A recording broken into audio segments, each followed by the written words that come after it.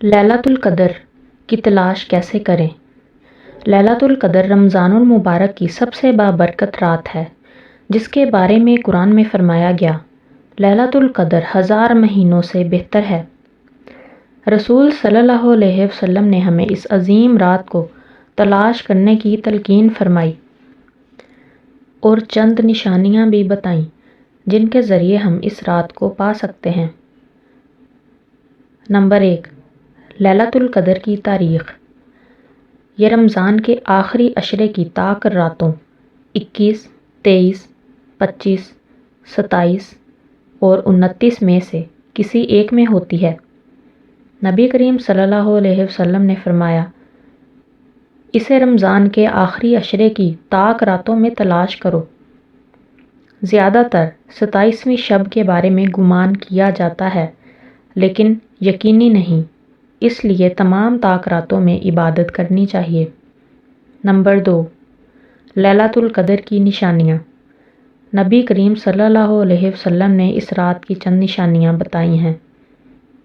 پرسکون اور خوشگوار رات، نہ زیادہ گرم نہ زیادہ سرد۔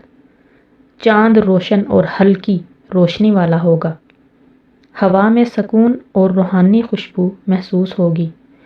اگلی صبح سورج نرم روشنی کے ساتھ طلوع ہوگا، تیز شعاؤں کے بغیر۔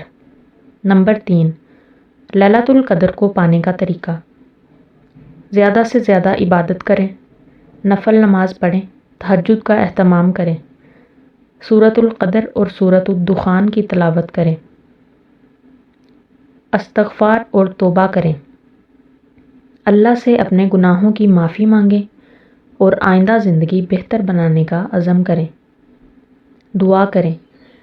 نبی صلی اللہ علیہ وسلم نے ليلۃ القدر کے لیے یہ دعا سکھائی، اللہم انک عفو تحب العفو فاعف عنی۔ اے اللہ، تو معاف کرنے والا ہے اور معافی کو پسند کرتا ہے، پس مجھے معاف فرما دے۔ صدقہ اور خیرات کریں۔ اس رات کی برکت حاصل کرنے کے لیے ضرورت مندوں کی مدد کریں۔ اللہ کا ذکر کریں۔ سبحان اللہ، الحمدللہ، اللہ اکبر، لا الہ الا اللہ کا زیادہ ورد کریں۔ ليلۃ القدر کی تلاش کے لیے رمضان کے آخری عشرے کی تاک راتوں میں عبادت، دعا اور توبہ کا اہتمام کریں۔ یہ رات 1000 مہینوں سے بہتر ہے، اس لیے اس کی برکات حاصل کرنے کا کوئی موقع ضائع نہ کریں۔